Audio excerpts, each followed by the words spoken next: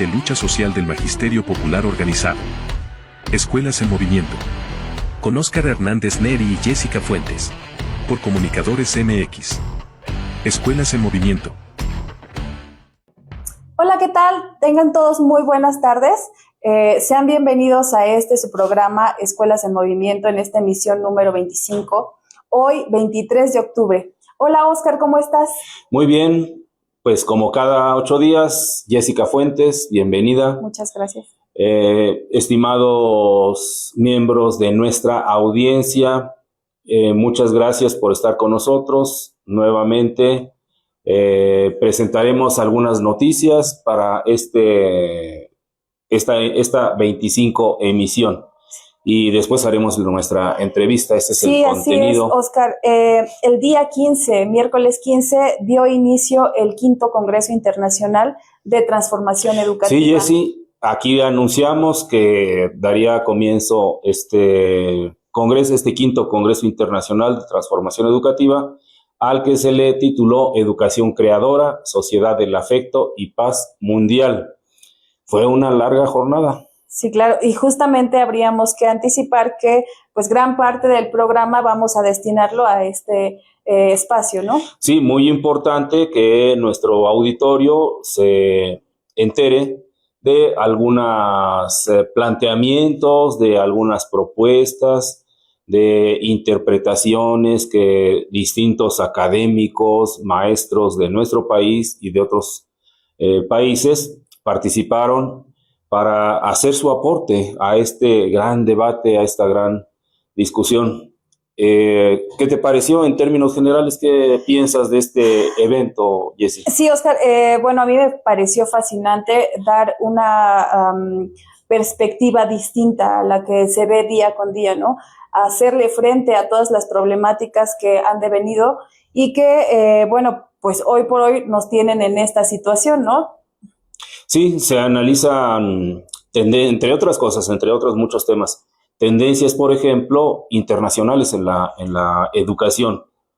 Se analizan problemas de lo que está viviendo nuestro sistema educativo, además de múltiples experiencias que distintos investigadores, desde licenciatura hasta posgrado, maestrías y doctorados, presentaron como avances de sus proyectos, como hallazgos, como resultados de su investigación. Más de 100 trabajos libres, cerca de una veintena de conferencias magistrales, mesas redondas magistrales, presentación de libros, carteles. Entonces fue bastante nutrido.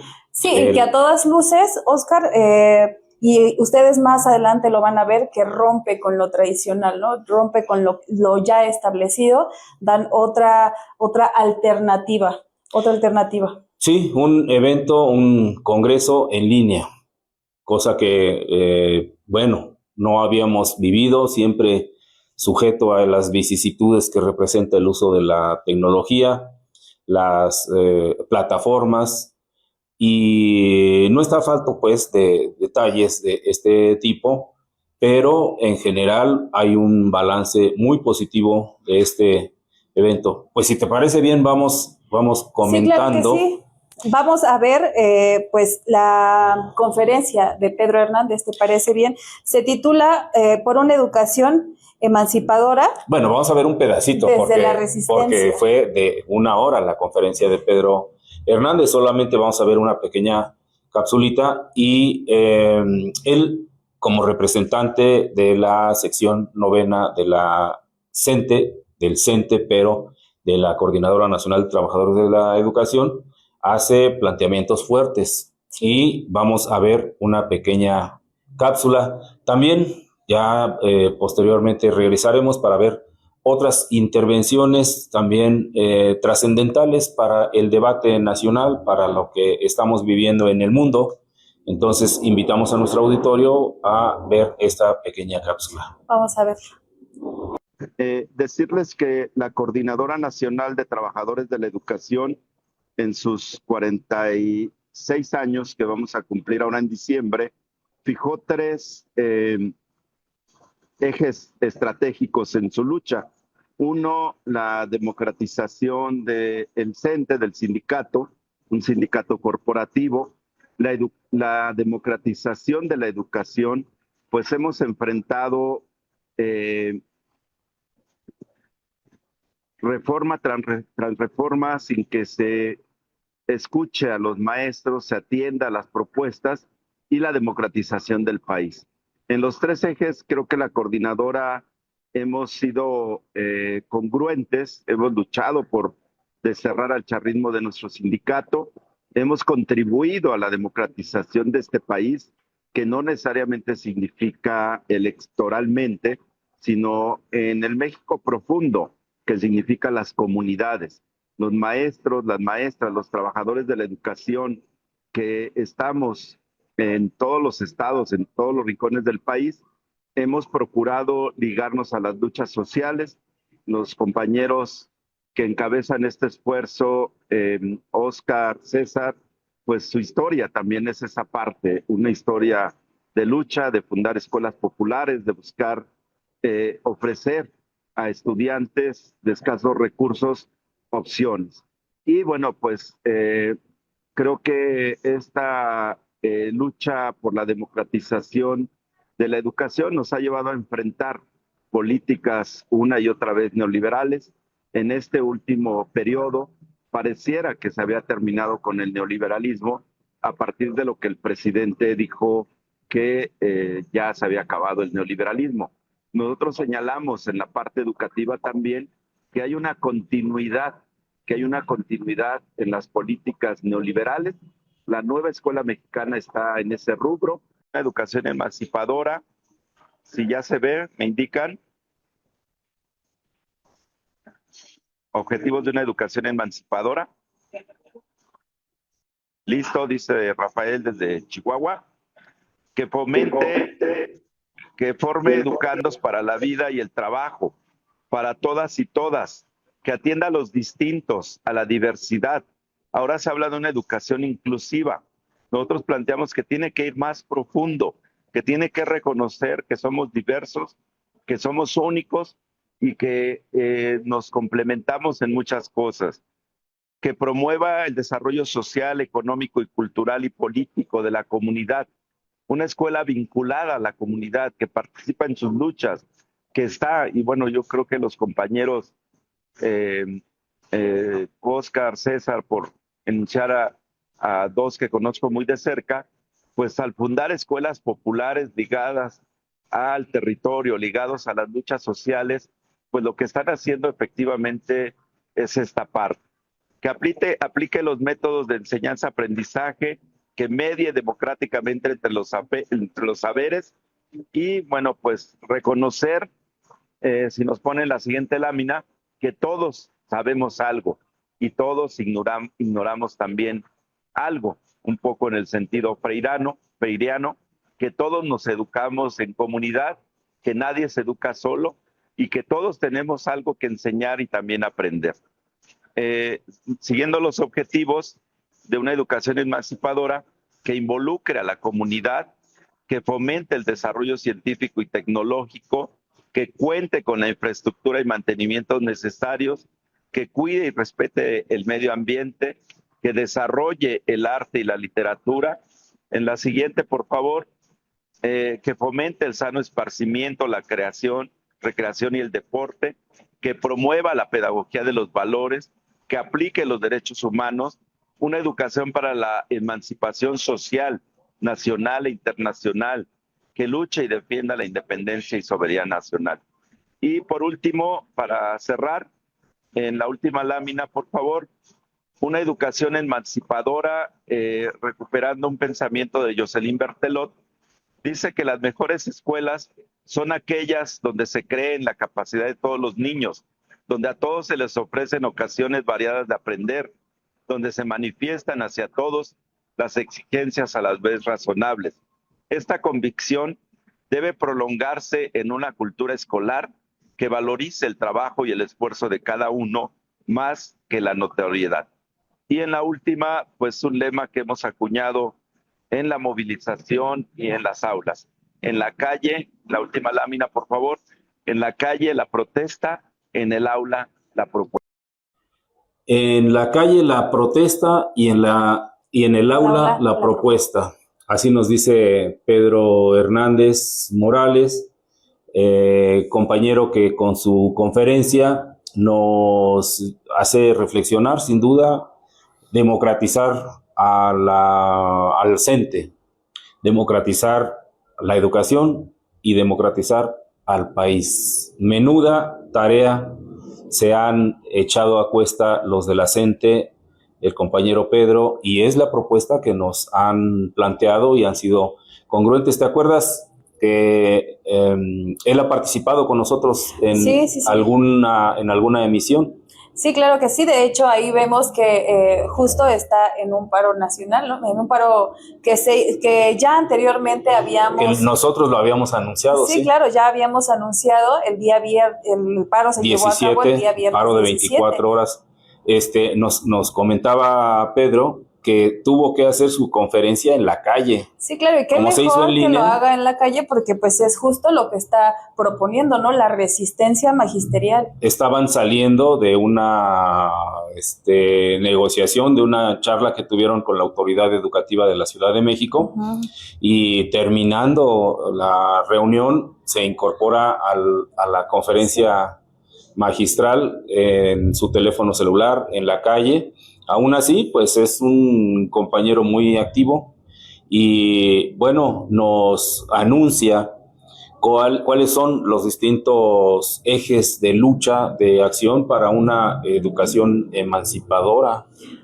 Qué claridad, porque son precisamente las grandes banderas de acción y de lucha. De hecho, yo creo que justo es lo que día con día hemos visto aquí en Escuelas en Movimiento, que es justamente la resistencia la que ha dado pie a la emancipación de cada una de las escuelas. Sí, y que pugna por escuelas con instalaciones, con infraestructura, escuelas diversas, comunidad de carácter comunitario. Así es. Más que inclusión, con respeto a la autoridad. Los objetivos de la educación emancipatoria atraviesan forzosamente por la interculturalidad, por reconocer las diferencias, por reconocer a los lugares, las localidades, y todo un planteamiento que dimana de la experiencia que ellos tienen. El propio Pedro fue creador con otros, de movimientos de carácter pedagógico en la Ciudad de México. Ahí es donde nos conocimos, y junto con Teresita Garduño, junto con muchos actores de la resistencia y de la insurgencia magisterial, pues nos hemos encontrado y conocemos que es un trabajo congruente. Sí, pero también vamos a hablar de otro importante actor de la educación en México, Axel Didrikson. Sí, claro, vamos a ver un panorama internacional de la educación superior. Axel Didrikson, quien fuera secretario de Educación en la Ciudad de México, ha sido... Y que actualmente es docente de la UNAM. Es catedrático, pero también funcionario de la UDUAL. Representa a la UNAM en las macrouniversidades de Latinoamérica y se mueve por todo el mundo, andan haciendo trabajo de investigación, tiene propuestas muy importantes y sobre todo una visión de cómo está la educación superior en Latinoamérica y el mundo. Vamos a ver esta otra cápsula vamos a escucharlo desde Cartagena. En la conferencia que hace desde Cartagena Axel Didrikson para el quinto Congreso Internacional de Transformación Educativa.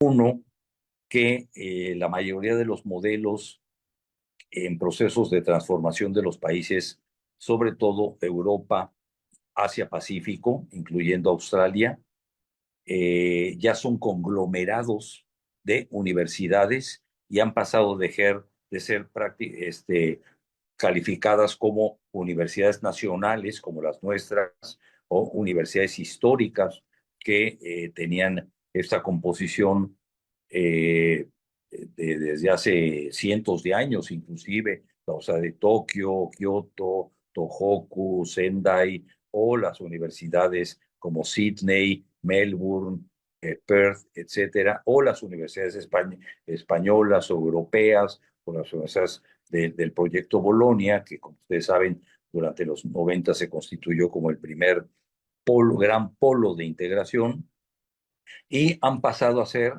de universidades a corporaciones.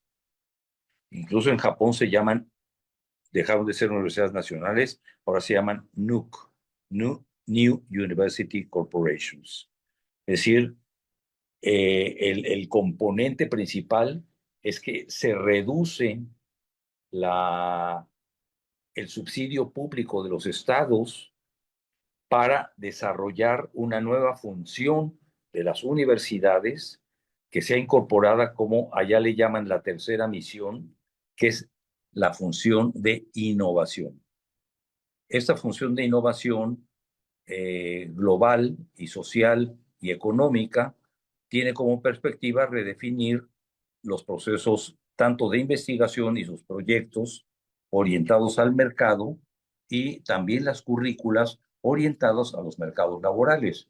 O sea, como ustedes saben, hay todo un debate ahorita en la perspectiva de que hay que redefinir las habilidades sobre las cuales se desarrollan los procesos de aprendizaje, sobre todo con el impacto de la hipertecnologización y la inteligencia artificial en las currículas de las profesiones viejas, porque los mercados laborales están cambiando de una manera drástica, porque se calcula que hacia el 2030, 35, 2050, como un escenario muy probable, es que el 60% de las profesiones actuales y los perfiles de egreso van a estar híbridos o semi-sustituidos o completamente sustituidos por procesos de inteligencia artificial o de procesos de robotización o de automatización completa.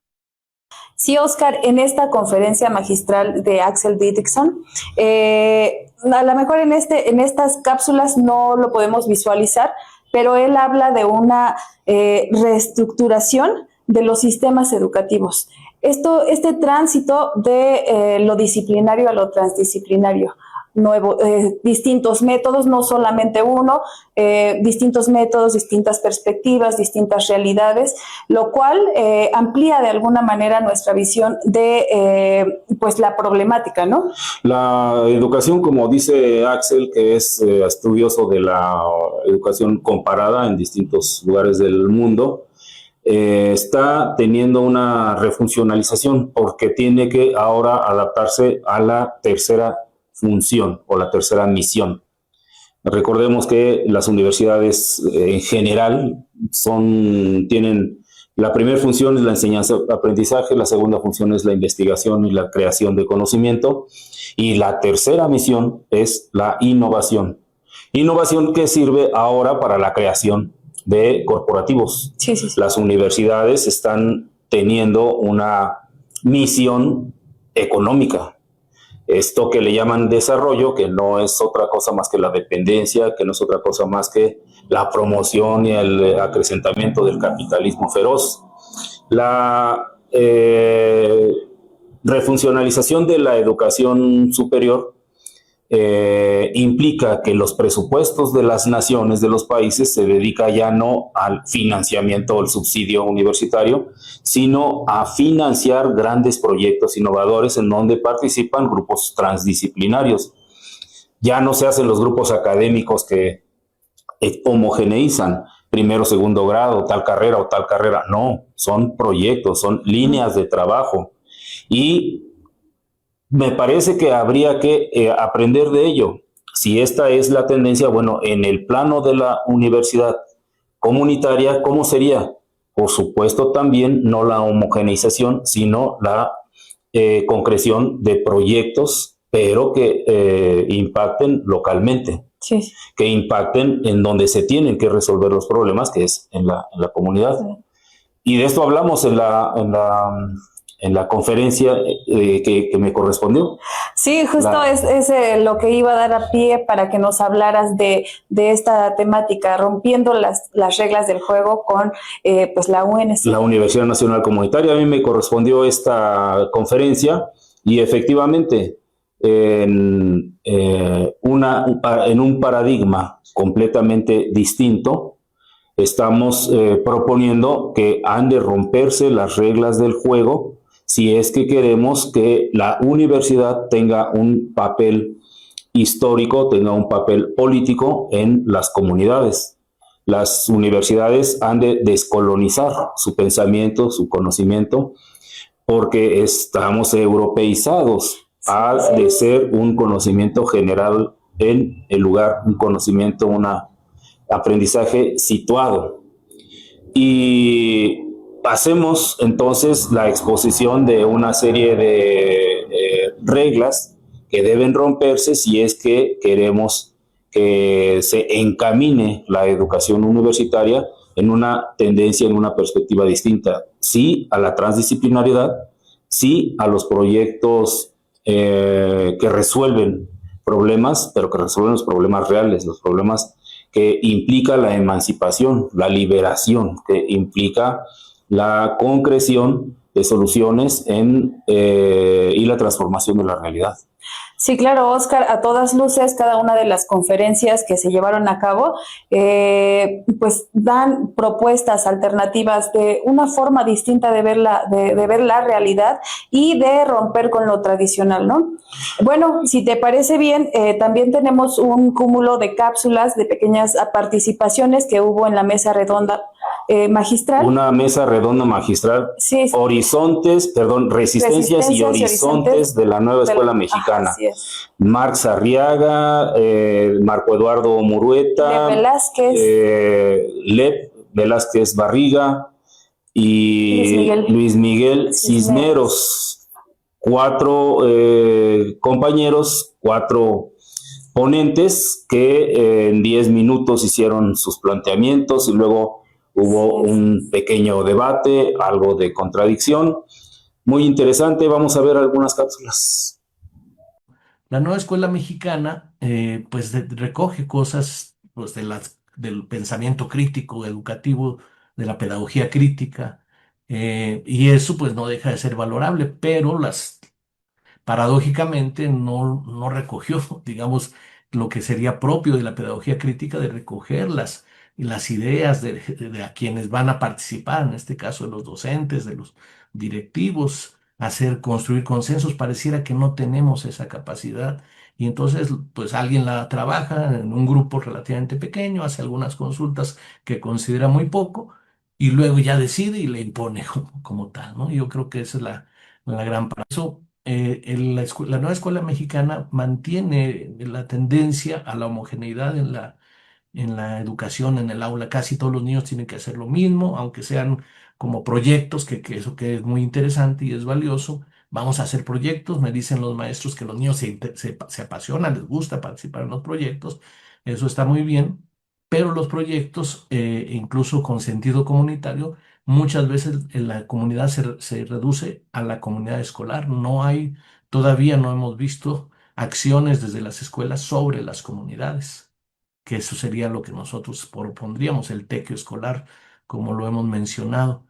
Sin terminar mi intervención, diría que un cambio educativo esencial no puede estar al margen, como veíamos con Axel Didrikson, de un cambio en la estructura social, en la estructura económica, porque, por ejemplo, decíamos con Axel, vamos a formar universitarios para que consigan empleos en una empresa capitalista tradicional.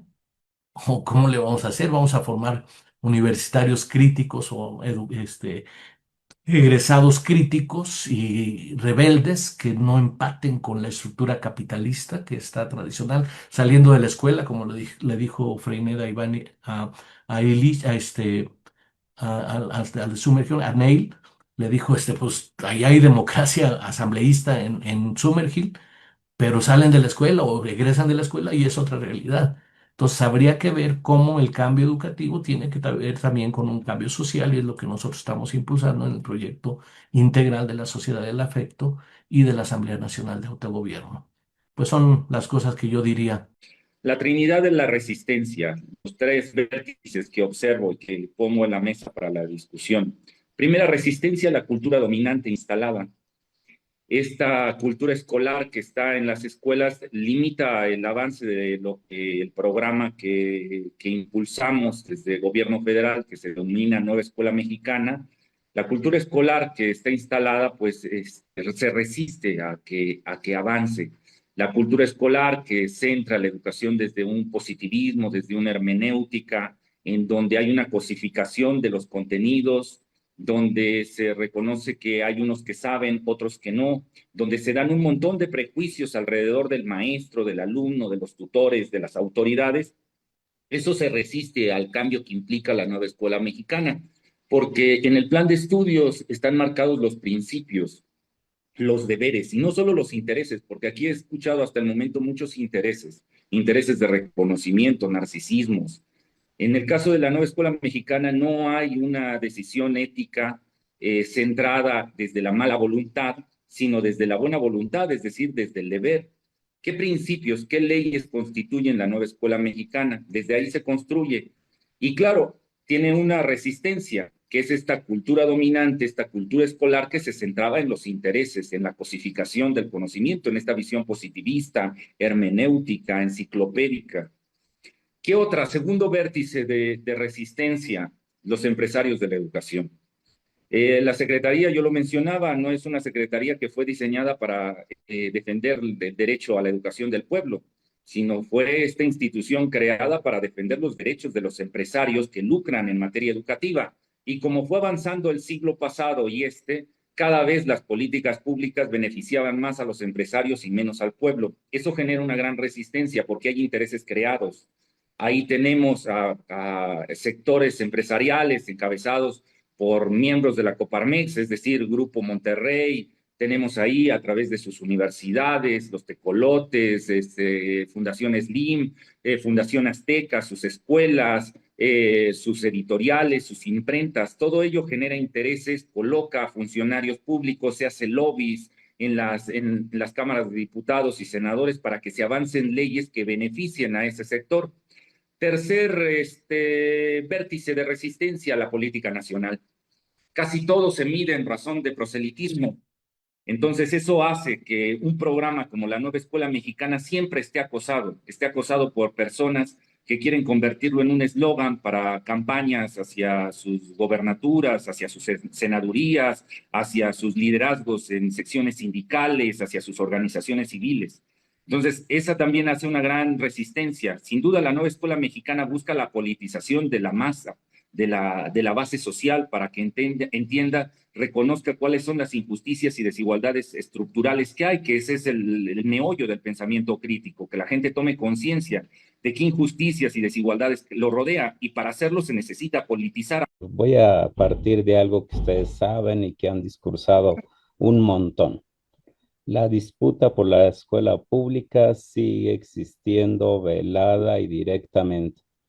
Yo, de verdad, a veces no entiendo por qué nos admiramos como si obviáramos esta parte. Existe una disputa por la escuela pública dentro y fuera de la Secretaría. Y ahí habría que preguntarnos de cuál es nuestra opción pedagógica, ética y política, como decía Paulo Freire. Parece que es un solo Estado y que es una sola Secretaría y que no hay esfuerzos, ni debates, ni disputas y que quieren ubicar como a todos los compañeros, compañeras que intentan construir, que desafían y meterlos en un mismo costal. Y bueno, eso es un riesgo porque este es un momento histórico. Yo no sé cuándo tendremos otro marco así de autonomía. Y no sé cuánto tiempo nos quede también. Lo que sí sé, y voy a hablar desde los territorios, es que hay estas dos situaciones que han comentado. Por un lado, compañeras, compañeros que entienden que es un momento histórico para ir construyendo una pedagogía que camina y que es mexicana. Aquí un poco, y voy a hacer el comentario en cuanto que sí es nueva y sí es mexicana. Primero es nueva porque se construye en el territorio y es mexicana porque está ahí. Esto no tiene que ver con grandes tratados o con o con grandes constructos para decir, esta es la nueva escuela mexicana, ¿no? Nosotros la entendemos, como decía Paulo Freire, desde lo inédito viable, lo inédito que se construye en el territorio y lo viable es lo que lo abraza. Y bueno, y ustedes dirán, pues es un discurso más, ¿no? Y voy a intentar ser autocrítico también. Primero, entonces, hay un reconocimiento de que es un proceso. No es que ya nos dimos cuenta y brincamos como una rana a otro lugar. No, es un proceso. Yo decía que nuestra generación tiene mucha complejidad, venimos de la educación bancaria, pero también reconozco que hay cierto malestar docente. Y no tiene que ver necesariamente desde el pensar, imaginar la nueva escuela mexicana, sino de muchas autoridades en el plano que quieran, que todos los días intentan descafeinar la nueva escuela mexicana e intentan decir que es lo mismo, que hay que tomarnos de la mano, que hay que hacer 1000 cursos, inventan 1000 campañas para enviar formatos y eso nos quita lo más importante de hacer, pensar pedagogía. Hay que acudir a la pedagogía del caracol. Hemos criticado tanto a la educación neoliberal que seguimos reproduciendo la velocidad y entregar y entregar. ¿No? Hay que darnos respiro y hay que pensar y sobre todo asumir que somos parte de un espacio comunitario con alto sentido de pertenencia. Y el otro elemento que tengo que comentar es las escuelas siguen burocratizadas. En efecto, esta idea de que va a fuerza a la nueva escuela mexicana se repite en muchos estados. Va a fuerza, es decir, los propios directivos, los propios mandos medios de las secretarías de educación no entienden que ese es un proceso de autonomía. Asumen que es otra vez la verticalidad y va a fuerzas con esquemas burocráticos, con esquemas administrativos. Las escuelas, en nuestras delegaciones, nuestras zonas escolares, como colectividades pedagógicas con 3 tareas básicas. La primera es la ausencia del Estado, en la que no hay formación crítica para las educadoras y los educadores populares. Esta tiene que ser una tarea, es decir, la autoformación a partir de las pedagogías rebeldes, de coloniales, antipatriarcales, de los movimientos sociales indoamericanas, nuestraamericanas, mexicanas, etcétera, ¿no?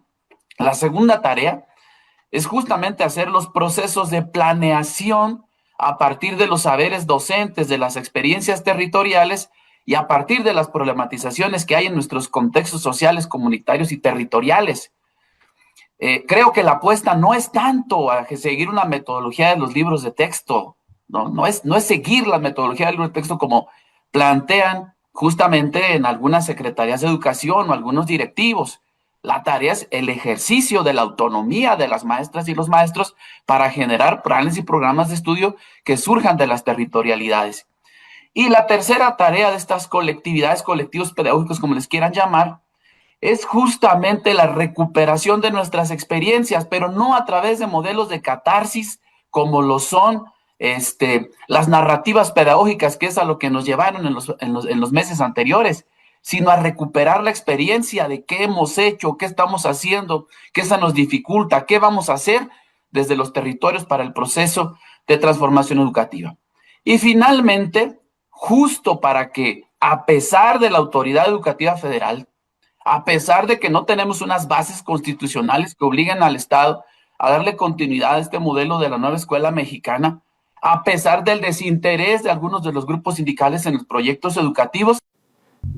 Sí, Oscar, como lo hemos comentado ya anteriormente y como lo comentan algunos de los integrantes de esta mesa redonda, justo el enemigo principal de la nueva escuela mexicana es el mismo gobierno, ¿te parece? Bueno, Lev lo asegura y coincidimos en gran medida porque pareciera que el gran cuerpo o edificio burocrático de los gobiernos, tanto en el gobierno federal como el Estado de México, sigue sin tocarse. O sea, esa estructura rígida de control que deviene del neoliberalismo, parece que el propio sabotaje de la nueva escuela parece que únicamente mexicana. Le cambiaron el nombre y lo demás sigue igual. Pues la nueva escuela mexicana está en entredicho para algunos, en otros es un éxito. Ahí tenemos distintas posibilidades. Invitamos a nuestro amable público para que tecleen las redes sociales del Consejo de Transformación Educativa, y ahí está la conferencia, perdón, la mesa redonda completa, en donde pueden ver las distintas intervenciones. Les dejamos el link aquí abajo. Les dejamos el link. Y vamos a la entrevista, vamos a pasar a otra fase de nuestro programa. Sí, claro. Bueno, las compañeras Virginia Lugo y Ana Karen nos llevan de la mano a la preparatoria oficial número 171, Glocalia. Ahí entrevistarán a distintos compañeros, entre ellos mi hermano, el director Adán Hernández Neri, que padece Parkinson. Miriam Hernández. Les mandamos un fuerte abrazo. Vamos a ver este video y regresamos a comentarlo. Hola Oscar, hola Jessica. Buena tarde, amigos de Comunicadores MX, público amable de Escuelas en Movimiento. Nos encontramos en el municipio de Los Reyes La Paz, muy contentos porque estamos visitando la preparatoria 171, esta preparatoria hermana, parte de Raíz, y pues nos complace mucho porque pudimos pues robarle un poco de su tiempo al profesor Adán Hernández Neri, maestra Miriam Hernández Neri, gracias. Hola, Vicky. Miriam Archonda, muchas gracias compañera por Buenas acompañarnos tardes. aquí. Pues como en otros momentos, como en otras escuelas, estamos aquí con el interés, maestro Adán, muchas gracias por tu tiempo. El interés es mostrarle al pueblo y al público de Escuelas en Movimiento, esta escuela en movimiento, este gran trabajo que se realiza en la preparatoria 171 aquí en el municipio de Los Reyes La Paz. Y quisiera comenzar, maestra, profesor, si nos permites, porque le pudiéramos explicar al público de Escuelas en Movimiento cómo inicia esta escuela, en qué año llegan aquí y de qué manera es que arriban a este terreno. Sí, pues de verdad es una escuela en movimiento. Si nosotros tuviéramos en este momento una fotografía del tiempo en que inició, que fue en 2004, el espacio era un tiradero. El compañero Adán Hernández Neri fue quien lo funda. Él empieza a trabajar en la comunidad. Los vecinos empiezan a preguntarle qué era lo que estaba pasando aquí, qué hacía él aquí, y se agrupan, se hace una pequeña agrupación y se empieza a limpiar el terreno, ¿no? Okay. Se empieza a limpiar el terreno y se empiezan a involucrar algunos chicos también y padres de familia para poder fundar la preparatoria. Maestra, para el público igual y nuestros compañeros que nos observan a través de la radio, ¿quién es Adán Hernández Neri? ¿Cómo es que se suma a la lucha, a la gestión educativa? Comprendemos perfectamente para nuestro público, nuestro compañero maestro está padeciendo una enfermedad en este momento que lo imposibilita un poco de poderse comunicar, pero bueno, con el apoyo de nuestra compañera Miriam Archundia, podemos darle voz para que el público sepa quién es Adán Hernández Neri. Bueno, Adán es un filósofo, es egresado del CCH Sur primero y después de la UAM Iztapalapa, del CCH Oriente, me está haciendo aquí la corrección el compañero. Claro. Es un compañero que era muy, bueno, que sigue siendo un muy buen líder. Ha participado él participó más bien en el partido, en el PRD en su tiempo, en organizaciones de izquierda, también con algunas organizaciones estudiantiles en su momento. Y bueno, el horario de trabajo aquí, él era director, sigue siendo el director, pero hacía el papel de dirección, hacía el papel de maestro, porque no había personal aquí, claro. Realmente trabajaba de tiempo completo, y bueno, un compañero muy comprometido con la población, muy dador de tiempo, pero además como muy, es de las personas que se aproxima a lo que sigue, ¿no? Entonces, eso nos ha permitido a nosotros, quienes formamos parte de este equipo, poder entender hacia dónde podemos ir encaminando este proyecto. Ok, muchas gracias, maestra. Pues es bien bonito ver una escuela, llegar y ver una escuela con tantas áreas verdes, con tanto espacio, que hace saber que aquí se tiene una educación diferente, bien diferente. Desde la estructura en la escuela lo podemos observar, el trabajo del compañero. Yo agregaría, por lo que conozco de él, que es un maestro que cuenta con el reconocimiento de la comunidad, de autoridades, de las autoridades municipales. Recién pudimos ver el reconocimiento que se le hace públicamente a su gran labor, a la gestión, al trabajo aguerrido que ha desempeñado. Y pues bueno, vamos a continuar en esta entrevista, en este recorrido, para que podamos trasladarnos a otra zona de la prepa y podamos continuar con esta gran historia que nos cuentan sobre cómo se comenzó a construir la prepa sobre un terreno que era un basurero. ¿Les parece bien? Sí me gustaría agregar un poquito, Vicky, que además de que era un basurero, este lugar pertenecía al municipio de Chicoloapan. Gracias justamente a estas gestiones que el profesor Adán logra hacer, este vínculo, este reconocimiento de su trabajo, el presidente en el tiempo del 2004, el presidente municipal, se logra hacer con él un vínculo, se logra darle a conocer la necesidad que tenía la población, porque era una zona totalmente aislada, totalmente sin servicios, sobre todo sin servicios escolares, y gracias a eso el presidente municipal en ese tiempo, de apellido Domingo, de nombre Domingo. Gracias a ese vínculo y a ese trabajo que el profesor estuvo haciendo en ese tiempo, es que donan este terreno, ¿no? Terreno para la población. Perfecto. Y porque, bueno, en este espacio no había ninguna otra escuela de nivel medio superior. Así es. Sí. Pues bueno, continuaremos. Ya está aquí un dato más que agrega nuestra compañera Miriam. Vamos a continuar el recorrido y pues para que sigan conociendo la gran historia de este plantel. Continuamos este recorrido por la preparatoria 171. Nos acompaña, se suma a nuestra charla el día de hoy, nuestra compañera Gaby Marcito, que es hoy docente en esta escuela, pero que hace algunos años, pocos, ¿verdad, maestra? Fue estudiante aquí en la preparatoria. En un momento más vamos a pedirle que nos cuente cómo fue su historia, pero no sin antes, maestra Miriam, pudieras platicarnos un poco de dónde han salido los recursos para poder construir esto que tienen, esta escuela tan bonita. ¿De dónde se ha obtenido el recurso? Sí, Vicky, fíjate, han sido 3 fuentes, ¿no? La primera es con recurso autogenerado. Sí. Con recurso autogenerado, pero además con el trabajo de la población.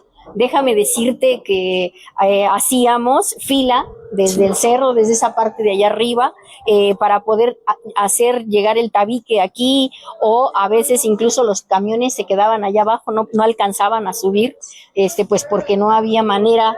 Estaba más escarpado todavía el terreno, y se atraía las cosas, se la traían casi que cargando, ¿no? Con los padres de familia, con los compañeros maestros, las compañeras maestras. Entonces, esa es una forma, ¿no? La otra forma, pues es el municipio. El municipio hizo 2 salones, uno de allá que está allá arriba, otro que está acá abajo. Son 2 salones por parte del municipio, uno por parte del municipio de Chicoloapan, fueron 2 salones. Sí tengo que decir que otro se lo arrancamos al PRI. Claro.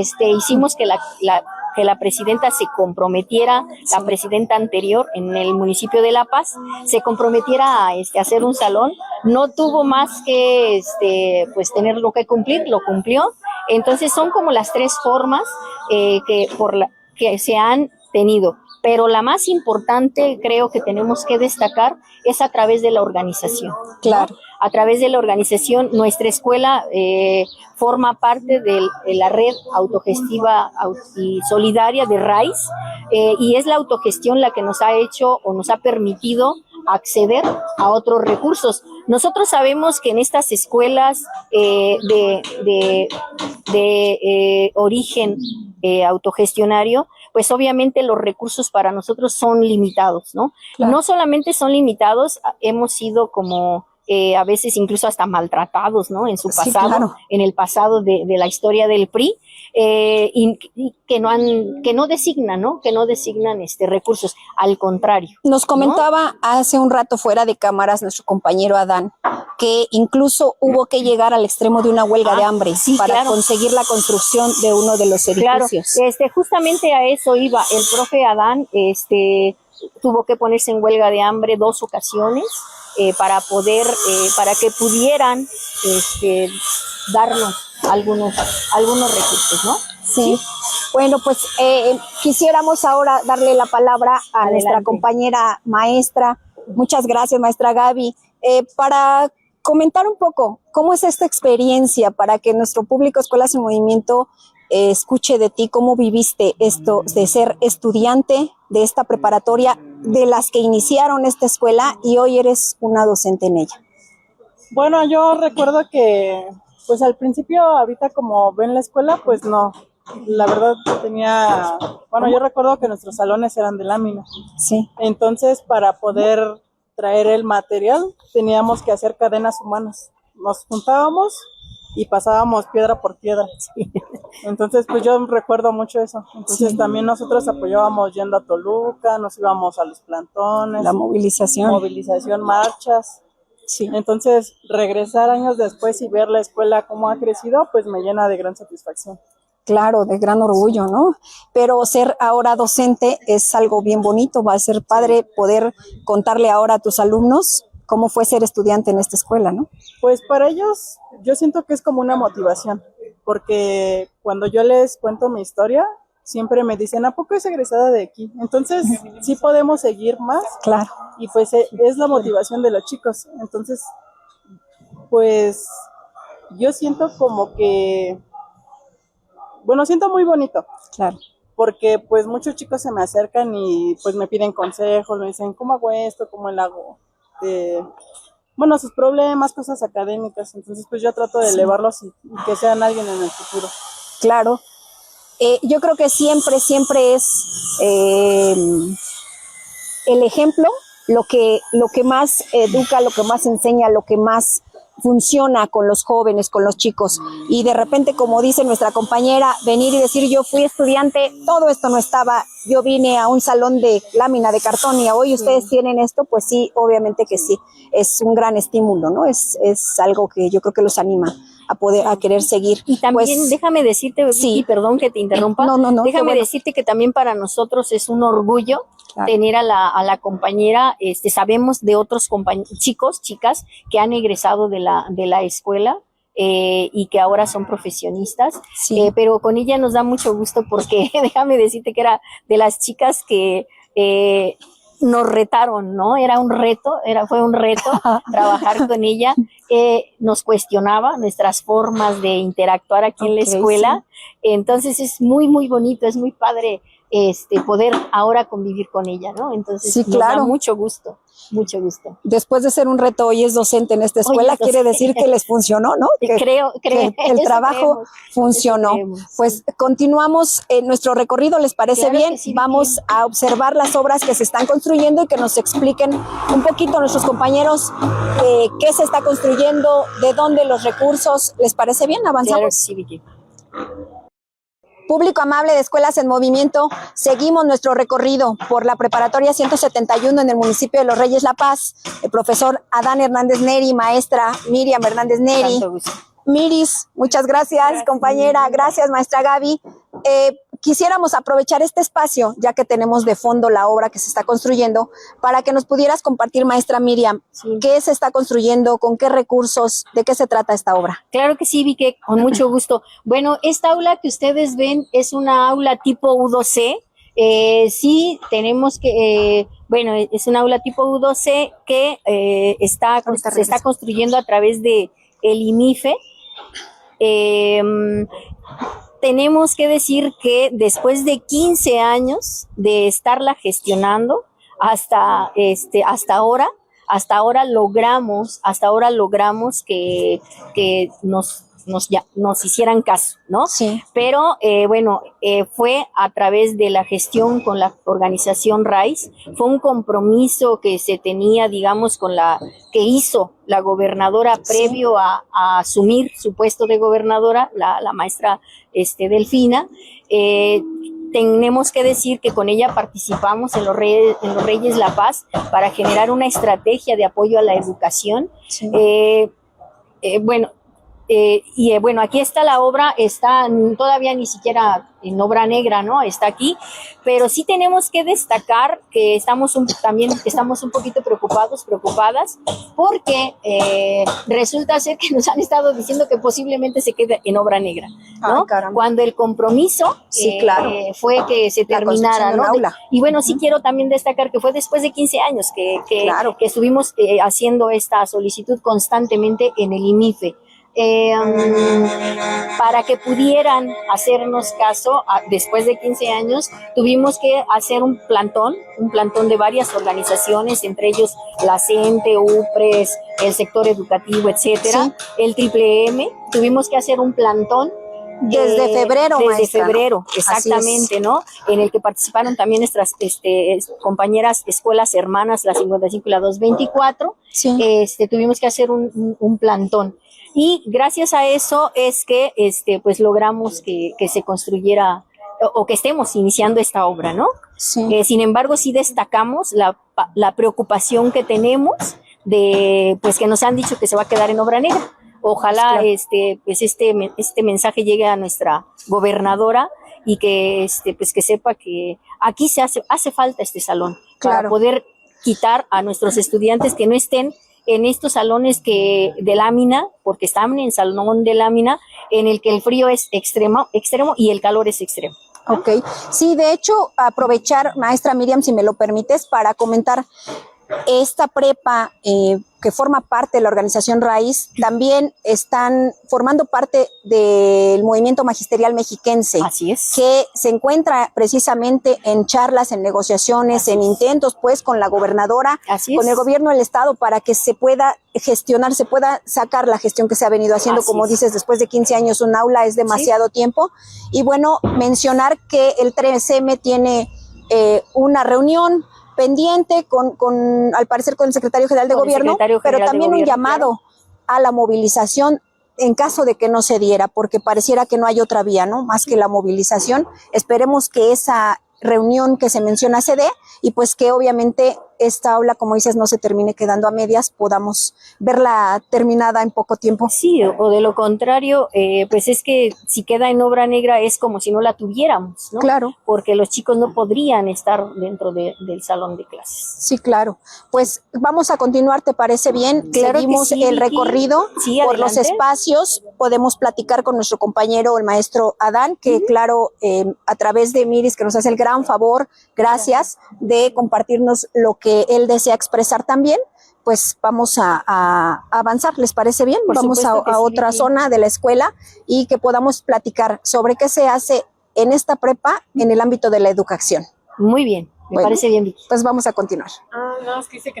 Seguimos recorriendo las instalaciones de la preparatoria 171. Maestra Miriam, quisiera aprovechar este escenario para que le comentaras al público de Escuelas en Movimiento cómo se trabaja la educación aquí, cómo es esta parte. Sí, Vicky, quiero comentar, tenemos tres puntos nódales aquí para trabajar con las chicas y los chicos. Uno es la pedagogía de la tierra. Sí. En la pedagogía de la tierra, dentro de sus principios, bueno, uno es poner al centro estas necesidades, estos problemas que vemos referentes a las cuestiones ambientales. Sí. La otra, y es un poco, es acercar a los jóvenes a que sean o sepan que la tierra es un ser vivo y que convivan con ella de manera respetuosa, que convivan con ella preocupándose por no desgastar, o mal usar sus recursos naturales, ¿no? Y bueno, se desdoblan varias estrategias didácticas respecto de eso. Okay. Otro punto nodal del trabajo aquí con nosotros es el trabajo cooperativo, que ha sido mucho el encargo del compañero Adán, el trabajo cooperativo que nos permita que cuando los chicos egresen de la escuela lo pongan en práctica en su población, lo pongan en práctica con su familia, que tiene que ver con este asunto de trabajo en equipo, trabajo para un objetivo en común y lo trabajo también para beneficio de mi población. Claro. Son los 3 elementos básicos de este trabajo cooperativo. Y bueno, lo otro es que trabajamos en bloque. Tengo que decir que este trabajo en bloque deviene o deriva de la metodología 55, lo que permite tener un acercamiento muy puntual con los compañeros, con los chicos, con las chicas, y que el maestro se involucre en las actividades con los estudiantes. Es muy grosso modo, ¿no? Lo que nos caracteriza pedagógicamente hablando. Solamente acotar para el público Escuelas en Movimiento que la metodología 55 es la metodología desarrollada por nuestro compañero Óscar Hernández Neri, director de la preparatoria 55, y que es la metodología que se aplica allá y bueno, que también sirve de base en la preparatoria 171. Gracias, maestra. Y pues quisiéramos comentarle también o hacer ver al público Escuelas en Movimiento que esta escuela que está en movimiento y que sigue creciendo tiene también aquí a espaldas nuestra una obra importantísima que se está construyendo, que es un laboratorio de ciencias, ¿verdad, maestra Miriam? Así es, Vicky, es un laboratorio de ciencias. Realmente estamos bien emocionadas, bien emocionados de esta construcción. Si ustedes pueden ver en las imágenes, es una construcción muy amplia, equivale a dos aulas, ¿no? Tengo que destacar que la maestra Marta Guerrero, nuestra presidenta municipal de La Paz, es quien después de muchísimos años, después de estos 15 años o más 20 que tiene nuestra escuela, hasta ahora, pues bueno, viene nos hace caso, nos atiende, y bueno, está esta escuela en movimiento, realmente está en movimiento, está creciendo. Tengo que decir que este trabajo también, es un acercamiento que se hace con la compañera Marta Guerrero desde hace 15 días hace 15 años, por parte del compañero Adán. Ellos han trabajado juntos en varios procesos del partido en este caso ahorita Morena, en el caso del PRD. Se ha participado con ella, pero también es un acercamiento de lucha de años en la lucha social. Años y lucha social, ¿no? Entonces tenemos que destacar eso. Sí, yo quisiera compartir con el público que hace un par de meses en la ceremonia de clausura nos tocó estar aquí presentando precisamente al Ballet Folclórico de Raíz. Y muy emotivo el mensaje en el que la presidenta municipal le habla a los alumnos y les dice: reconozco y respeto y admiro el trabajo de su director. Tienen a una persona que ha gestionado, que ha luchado, que ha llevado a esta escuela donde está, y anuncia esa obra como algo, en reconocimiento a la trayectoria y al trabajo de nuestro compañero Adán. Ella dice: ahí está el laboratorio, reconozco el trabajo y ahí está, ¿no? La obra la vamos a iniciar. Y pues bueno, no mintió. Aquí está avanzando la obra. Así es. Es emocionante, de verdad. Muy emocionante. Que la escuela siga creciendo, que haya el apoyo en este momento de esta presidencia municipal, que dicho sea de paso, pues es de las pocas que apoya, porque también hay una situación compleja entre algunos gobernantes, ¿no? De otros municipios. Pero bueno, pues para cerrar nuestro recorrido, nuestra entrevista, queremos agradecer, maestro Adán, por tu tiempo. Gracias, compañera Miriam Archundia. Gracias, maestra. De nada. Gracias, maestra Gaby, pues por abrirnos las puertas de su escuela, por permitirnos mostrarle al público Escuelas en Movimiento esta gran institución, esta gran escuela que es la Preparatoria 171. Y pues bueno, estaremos de regreso después para ver cómo se ve este laboratorio terminado, para cerciorarnos de que la gobernadora cumpla su palabra y esa aula que está siendo construida esté realmente acabada para beneficio de esta comunidad, y que sigan siendo muchos años más de crecimiento de esta labor hermosa comunitaria que vienen haciendo desde hace más de 15 años en este municipio. Muchas gracias, maestro. Gracias por permitirnos, ustedes, gracias a todos. Gracias a ustedes por visitarnos y que pues les vaya muy bien. Gracias, compañeros de Comunicadores MX. Gracias, Oscar, Jessica. Hasta la próxima, público amable de Escuelas en Movimiento. Sí, Oscar, la preparatoria 171, llamada Glocalia, es una de muchas escuelas que ya hemos seguido de cerca, que ha crecido, que se ha desarrollado bajo esta misma dinámica de la lucha social, porque el gobierno no voltea a ver pues cómo es que inician pues las escuelas en lugares que no hay acceso a la educación, ¿no?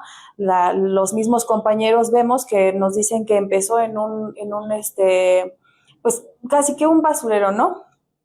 Bueno, antes también quisiera yo más bien informar que Glocalia, a mí se me hizo muy interesante el nombre, es un acrónimo de global y local, que pues tiene que ver con pensar globalmente y actuar localmente.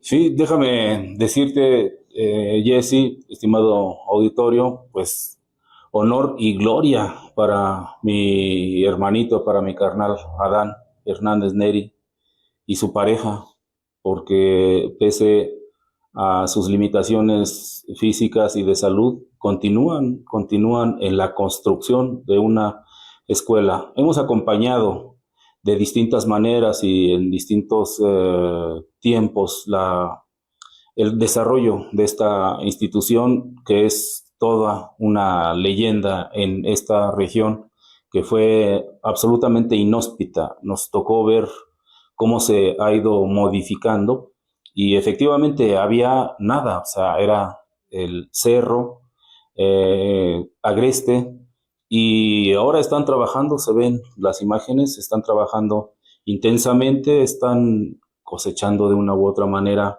los frutos de este inmenso esfuerzo que ahora Adán, la familia vienen realizando, pues demostrando que la convicción es la fuerza, el motor, uno de los motores sustantivos de la transformación y de la educación de carácter comunitario, de carácter popular, de carácter autogestivo. Vamos a despedirnos, se nos acaba el tiempo, Jessy. Sí, una vez más, Oscar, se nos acaba el tiempo, no sin antes agradecer pues al público en general y a Comunicadores MX, a las compañeras Vicky Lugo y Karen. Todo nuestro reconocimiento a Adán, Miriam, compañeros, compañeras maestras de la Prepa 171, todo nuestro reconocimiento a los organizadores del Quinto Congreso Internacional de Transformación Educativa, y nos vemos la próxima, hasta de hoy en 8. Hasta la próxima.